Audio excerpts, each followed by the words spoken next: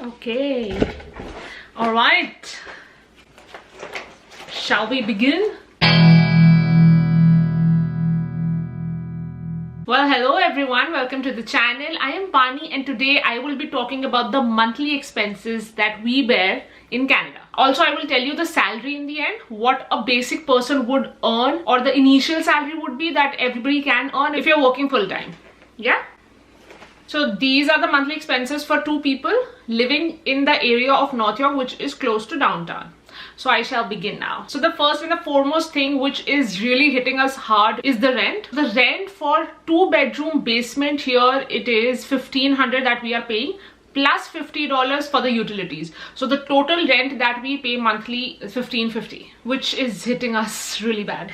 Also, my house tour is already up on my channel. Go visit, lots many videos, yeah. And if you want to go for 1 bedroom, so it will be somewhat around $1,200 to $1,300.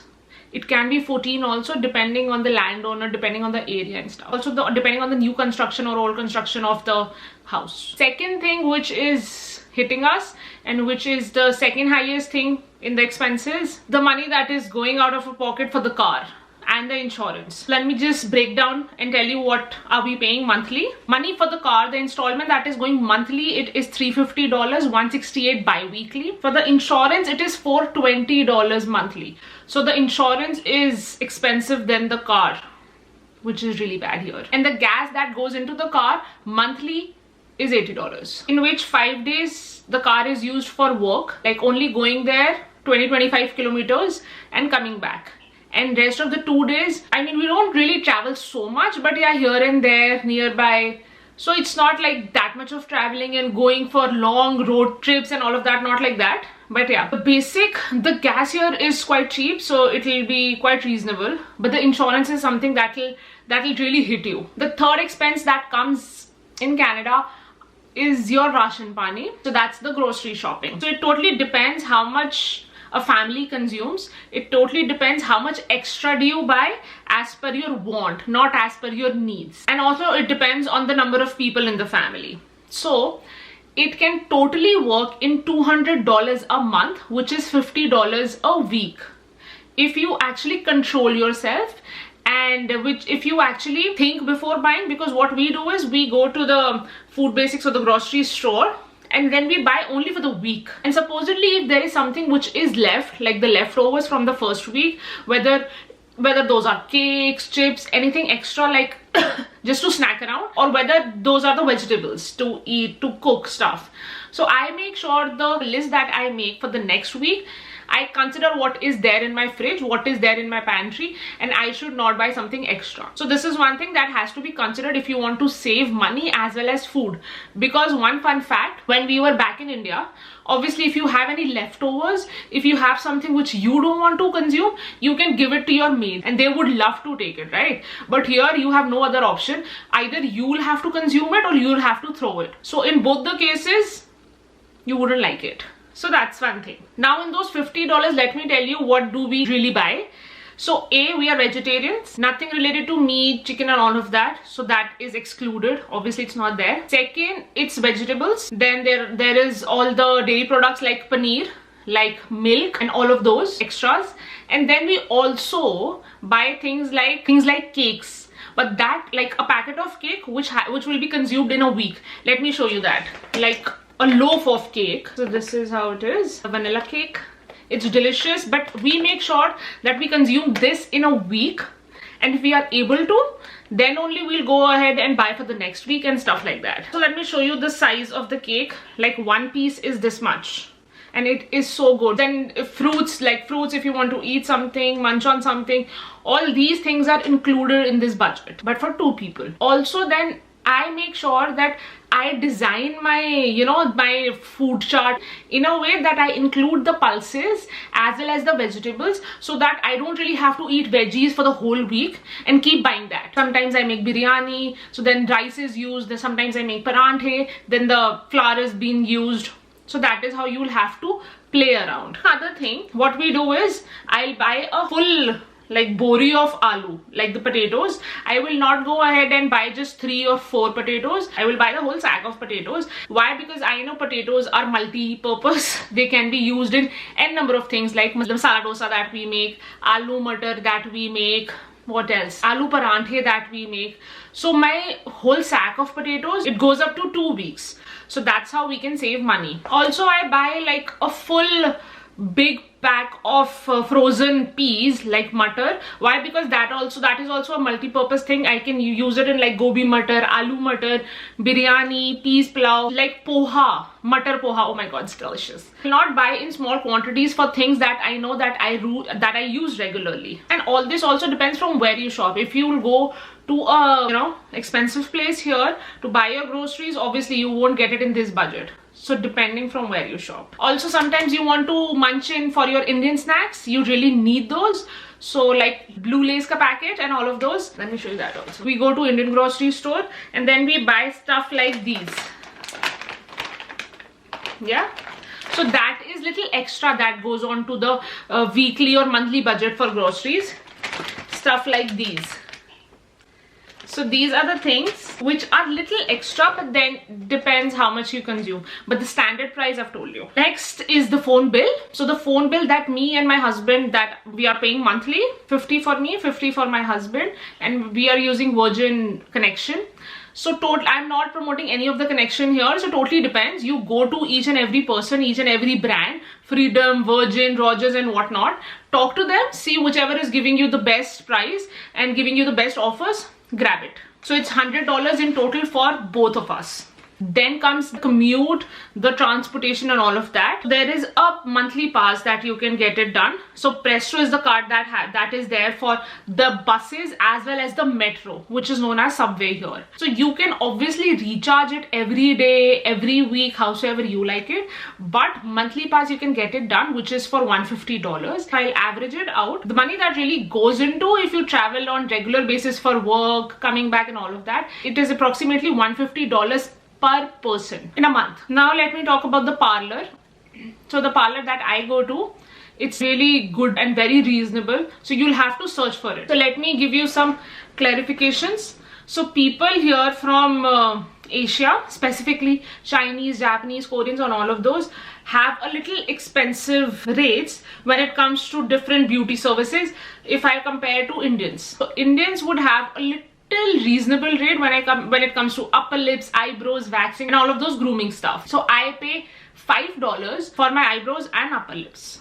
So you will have to search for one which is nearby your place and which is reasonable. The waxing and everything would be $30 for arms, $40 for legs, full arms, full legs and all of those. Hair treatment, facial and all of this is very reasonable. So totally depends how much do you go to Parlor, how many things you can do it at home, like facial, bleach and all of those, and how many things you really want to go out and use. Totally depends on that. But I'll tell you the difference. So there is this shop that I went to initially when I came here. So this was this Asian shop that I went to, and she charged me $20 for my eyebrows and upper lips. And she did not use thread, it was wax, and it was okay when it comes to upper lips, but with eyebrows I just feel with the thread it is more precise and more clear and more beautiful. But I'd give $20. Then when I went to this Indian Parlor, I gave $5 for my eyebrows and upper lips, and I was a satisfied customer. Then let me tell you the extra expense, the extra kharcha that you have to do, and which includes the entertainment and all of those. So the first thing that I would tell you are the movies. So if you want to go out for the movie, it will be $14 per person for any movie if you want to watch in Toronto area. Netflix will be $14 per month. Shopping, it is up to you. I cannot include that. Totally depends if you really want to shop every month and what exactly do you want to shop, how much do you want to invest in shopping. So that should not be included in the video because we cannot judge. Every person, every household and every human being is different when it comes to shopping. So that cannot be included.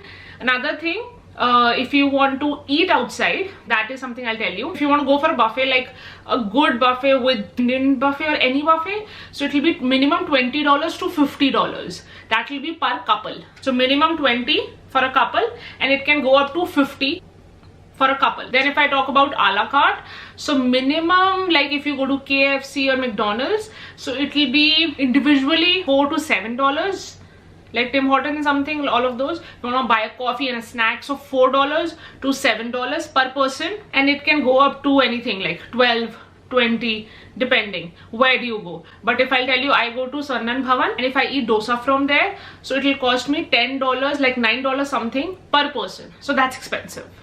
Okay, and then if I have found another place, so there also whatever dish I order, like I order Hakka noodles, so that cost me somewhat around $9.5, and then Tanveer orders chole bhature, and for him also it is somewhat the same price. So after tax and everything, it will be $20 for the whole meal for both of us. And like for us, we have a rule and stuff, because it saves money, it saves health, and also the food is not that good here if I compare to Delhi ka khana. We eat once a week from outside, and then everything is being cooked at home. So like that, if you see, we somewhat spend $80 a month for eating outside. So that's how, and it can go up to $200 depending on different people. Now let me tell you the total kharcha, the total expense. So the first thing is the rent. I have written it down here.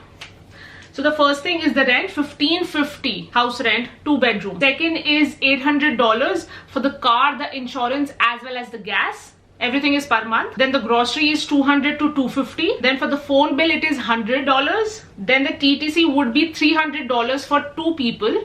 Otherwise $150 per person. And then movie, Netflix or anything else, if you want to see, it will be like $14 for a month for Netflix. And then $100 I would check like for anything else, like entertainment.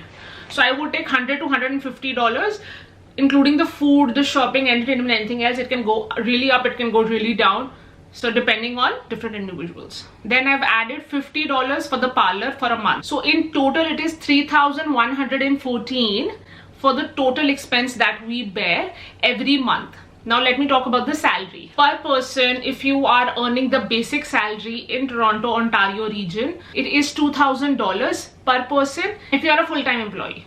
If you're working part-time, obviously, depending how many hours do you cover. After tax deduction, it is $2,000 that you get in your pocket every month. So $2,000 per person, so it will be $4,000, and this much are the expenses. So you would have to consider many things if you want to save. If you want to kamao and udao every month, then it is totally fine. And per hour, it is $14 here. So guys, these were the monthly expenses that we bear here in Canada. Now, another thing that I wanted to talk about are the post-landing services that we are providing. So we will provide you n number of post-landing services, but for more details, you can drop your email address down in the comment section and I will mail you the details. Also, if you want, you can message me on Instagram and I can share the details there. So once your passport has been stamped, that is when we can start the post-landing services, when we can tell you what are the things that has to be considered before coming here. What are the things that has to be considered before you start packing, before you book an airline and all of that. And once you come here, so there are n number of different services that are provided to you. Everything will be telephonic. Secondly, if you guys have any questions and if you are messaging me on Instagram saying hi, I would not be able to reply, and I will not reply to the hi and how are you. If you have a question, write your question, then I would know exactly that this person is in a need of some information, and then I would accept the request and answer you the question. I don't want to reply to all the highs because then some of them are scams and kai log cheap bhi hote hain. So guys, that's it for the post-landing services, and I really hope you guys have gained the knowledge and would have known what are the expenses that you have to bear in Canada if you're coming here. And the same drill, like, share and subscribe, and I will see you next time. Okay, bye.